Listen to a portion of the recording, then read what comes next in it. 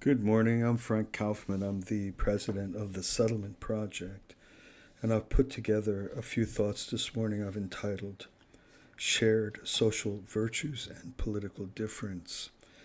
As everyone knows, we're living in a time of severe and extreme bifurcation of political and cultural differences. Especially, I'll speak primarily from the point of view of American society, where I'm located. Uh, we have become non-conversational in our capacity to learn from one another, and we've become more rigid in our political and cultural alliances, less tolerant of people who differ from us. That's a tragedy, and I hope that changes. The simplest and broad stroke divisions of the political and cultural divide are the liberal left and the conservative right.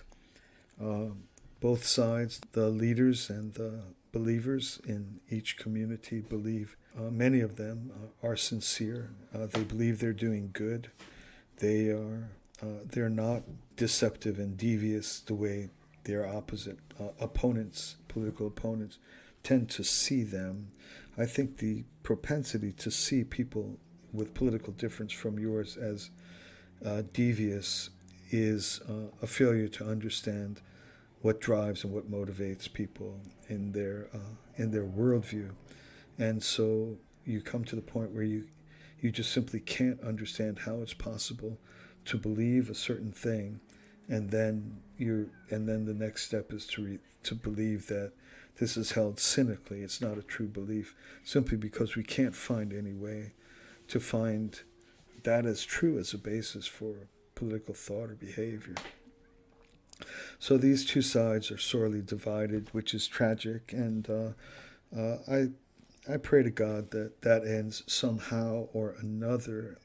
There's a lot working against the cessation of these stark divisions because the nature of communications has contributed to our inability to patiently listen and learn things that are contrary to our own starting points and basic assumptions. But let's all pray together that conversation can become possible again among people of extreme difference, and that we can all take on an ability to learn from one another, and this would greatly improve not only the taste of living in the world, but it would allow us to move constructively to and to advance better together.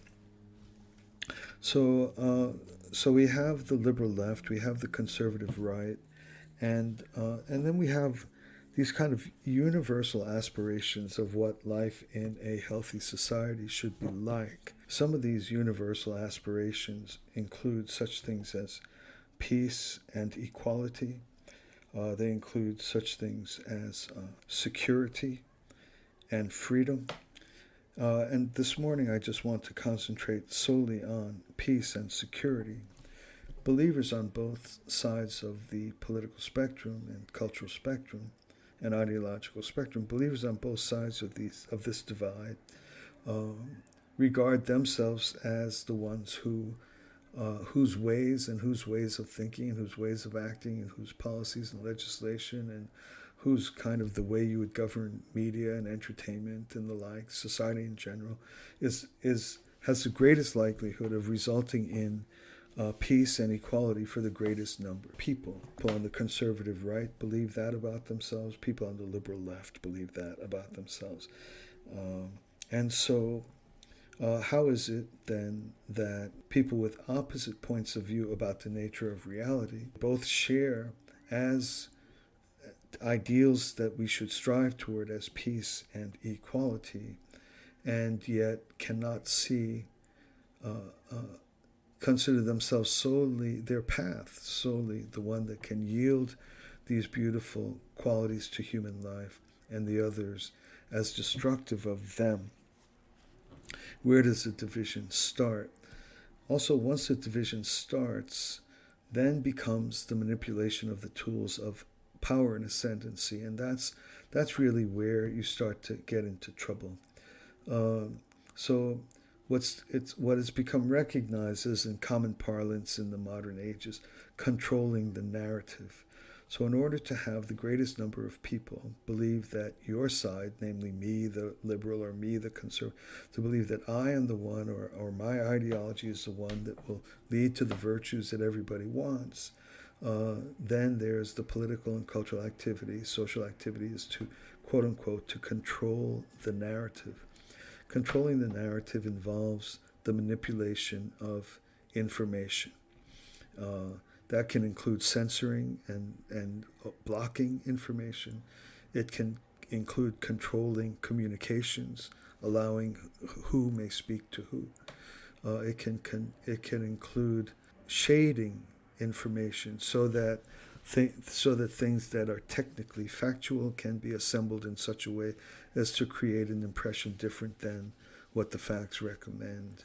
And so basically, the myriad ways and multiple ways of manipulating information is the path to power. And power meaning that the greatest number of people believe that my way is the one that will lead to, in this particular case, peace and equality, and that they will surrender themselves to me. They'll give me their money, they'll give me their obeisance, they'll vote for me, they'll keep me in power, they'll make sure that I have the greatest possible opportunity to carry out my designs, because they believe I'm the one who's going to provide peace and equality.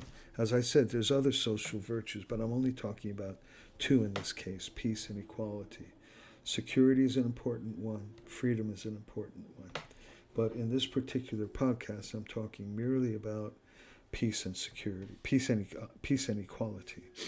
So how is it then that you can have two points of view and two political ideologies that are so extremely different from one another that adherents and believers on either side cannot even look at one another, are willing to close the door on their own flesh and blood, their own family members, their own mother and father, or their own children, and they will not speak to them, they will not allow them in the house, they will not sit at the same table with them. And these are both people who, of course, believe that every American deserves to live in peace, every American deserves to be treated equally. And you have political difference on how that's achieved that is so extreme that people who should be intimately in support with for one another won't even give each other the time of day, won't even pick up the phone, or will hang up if it hears the voice of your own mom. And that's the power, and that's the tragedy of the political divide in the U.S. and probably in lots of places in the world today. So where does this start? Where does this difference start? That we want the same thing, and that people come to believe that this is the way to do it, or that is the way to do it, and they come to believe it to such extreme degrees that they're not even capable of acting in a minimally civilized, minimally human way. They're online, on communications platforms, insulting strangers, using horrific language. They take the stage among their millionaire friends and threaten the death of the president of their own country. This types of degeneration has become extreme, and so what I want to look at is, what is the genesis? Where does the divide begin? And what I want to recommend, and the key point of this short podcast, is that it begins with the assumption of the nature of what it means to be human, the human experience, or the human being. And secondly, it begins with an assumption about the institutional religion, or traditional religion, or religious authority. I think these are the 2 points that begin the diversion which results in the extreme political divide we're living through today. And here's how I think that works. On the liberal side, the view is that human beings are bad. We have bad in us. We have greed, we have avarice, we have lust, we have all the things which will harm others, all the things which will result in inequality and would result in war and conflict, as opposed to peace and equality. So conservatives believe human beings are bad, but here's the difference. Believe human beings can change. Believe human beings are improvable. Believe human beings have the capacity for self-control that will allow us to modify and constrain these evil impulses, these things which ultimately result in denial of peace and denial of equality to others. Conservative people believe that religious practice and conformity and benefit inherited from embracing the age-old insights represented by religious authority are going to provide me with the capacity to constrain those demonic and horrific elements of my character, my greed, my avarice, my lust, all those things which will ultimately make me comfortable with pursuing paths of inequality, that I will just get rich at the expense of disadvantaged people, that I will expand my territory at the expense of people who look different than me. So you have a view of the human being that essentially understands that to be human, it's possible to change and it's possible to constrain oneself in a community that is designed specifically to address these shortcomings, namely a community of faith, a community that organizes itself around a religious practice, a religious tradition, a religious authority, which would include clergy people, which would include scripture and things like that. I believe that on the liberal side, the experience of liberals is essentially that those institutions which conservatives believe can help me constrain my evil are insufficient to do so.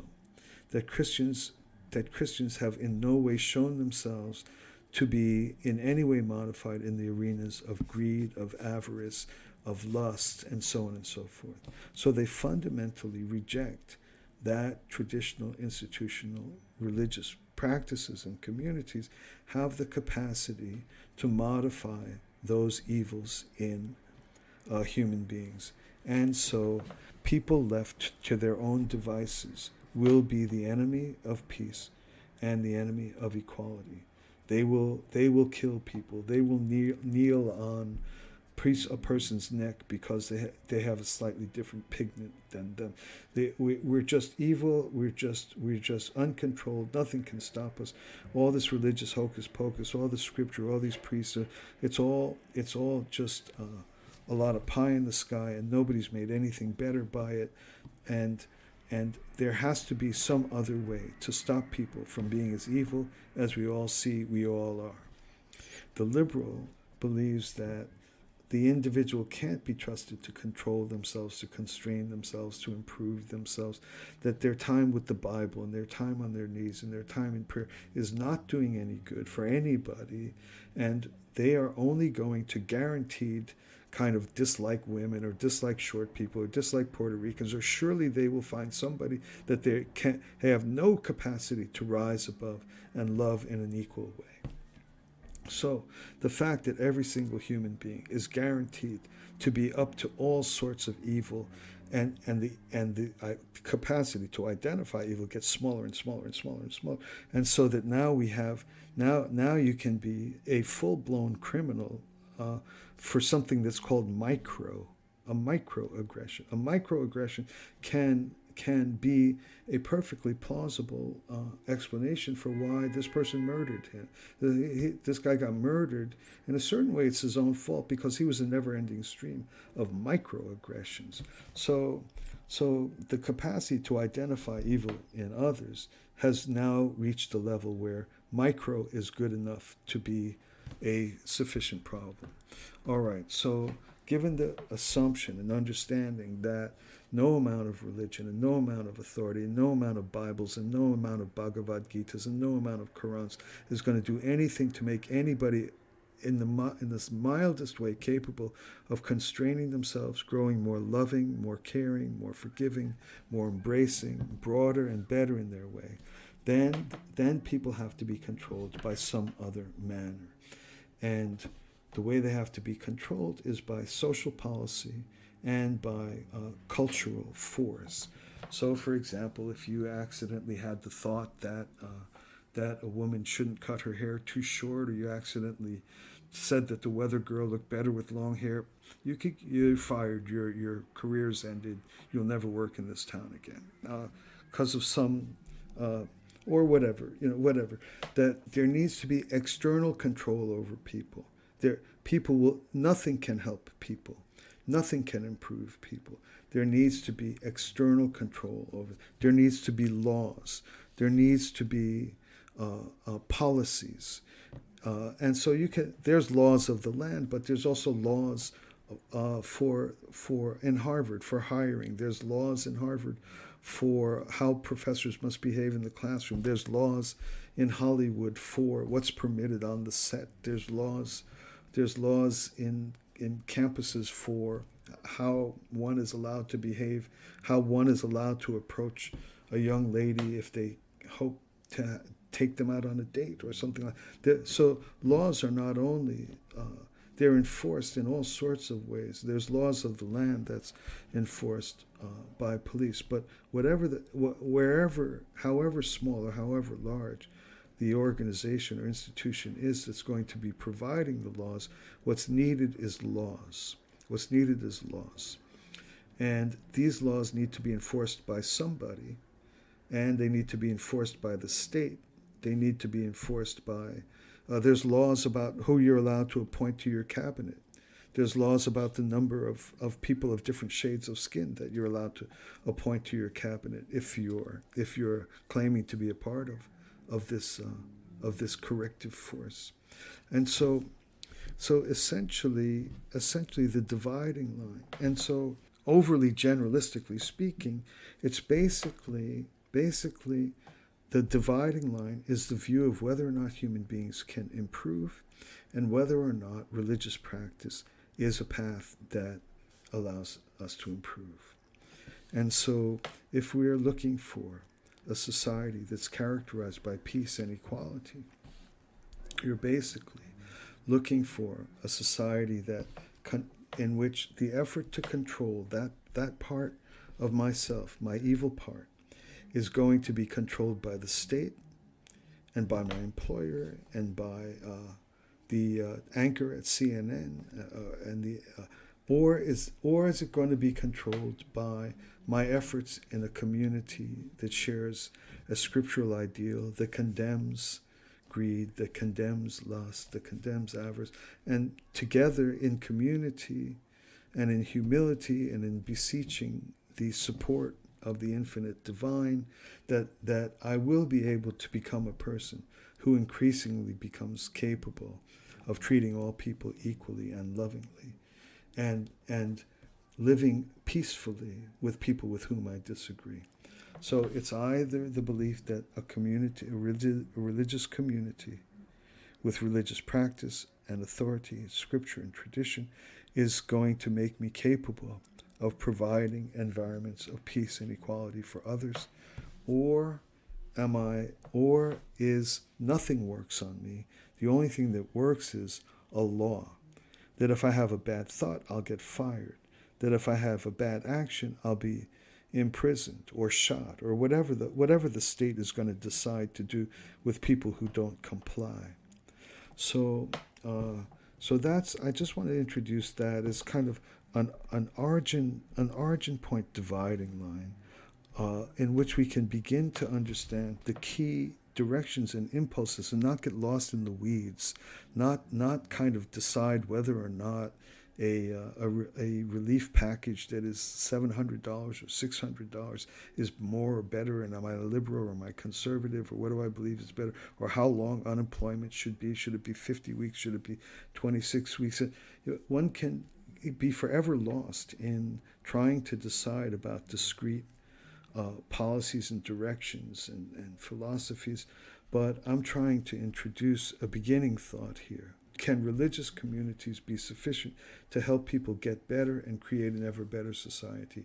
Or must people be controlled by the threat of force and power over them? Will there be someone in charge of simply breaking, imprisoning, killing, destroying anyone who violates some definition of the authorities' view on what constitutes peace and what constitutes equality? All right, I hope this has been helpful, and I'll leave it at that for now. Thanks very much for listening.